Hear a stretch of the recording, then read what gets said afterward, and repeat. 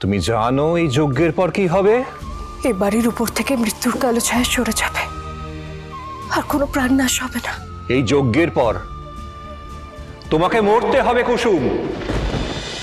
যার জন্য তুমি রক্ষা কবচ ধারণ করেছো তার কাছে সবকিছু অজানা থাকতে পারে না, কিন্তু তুমি যার রক্ষা কবচ তার প্রাণ রক্ষার পুজোতেই তোমার হাতেই ভুল হয়েছে। তাই সেই পুজোর ক্ষতিপূরণের দায়িত্ব শুধুই তোমার।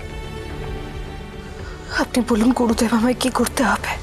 আমি ছোট সাহেব আর এই পরিবারের রক্ষার জন্য সব করতে পারি। আপনি শুধু বলুন আমায় কি করতে হবে। পুজো ভেঙে যাওয়া মানে মৃত্যুকে আমন্ত্রণ জানানো, আর মৃত্যু এই বাড়ির দোরগোড়ায় দাঁড়িয়ে আছে।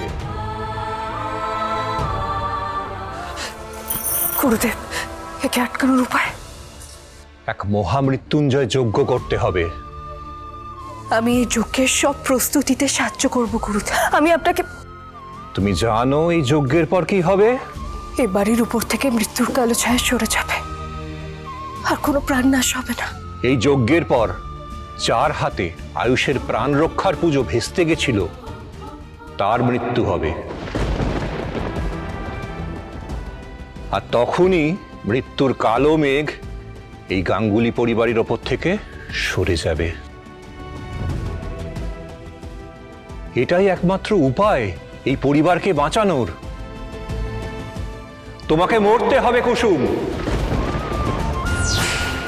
আর সবচেয়ে ভয়ঙ্কর হলো তোমার মৃত্যু হবে তোমারই প্রিয়জনের হাতে। এটাই হচ্ছে বিধির বিধান। এর খণ্ডন মানেই আবার হয়তো কারো মরণ।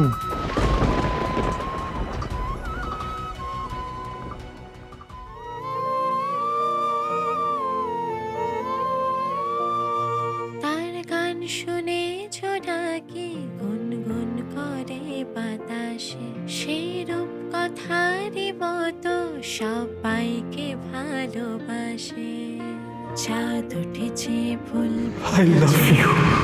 তলায় কে মেঘ সরিয়ে আসছে, দেখো কুসুম নামের মেয়ে।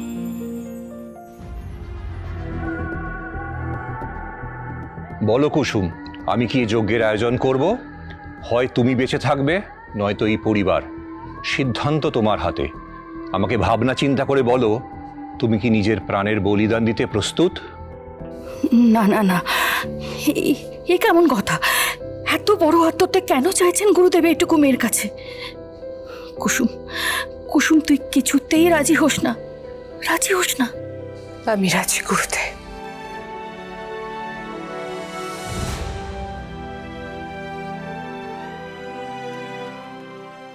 আপনি বললেন না এটাই হয়তো বিধির বিধান,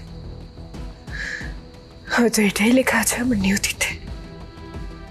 বেঁচে থাকতে আমি এই গাঙ্গুলি পরিবার আর আমার বাবার সেবা করতে চেয়েছিলাম।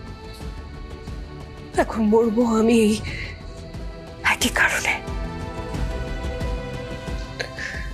আমি এই পরিবারের জন্য নিজের প্রাণ একবার নই, শতবারও দিয়ে দিতে পারি।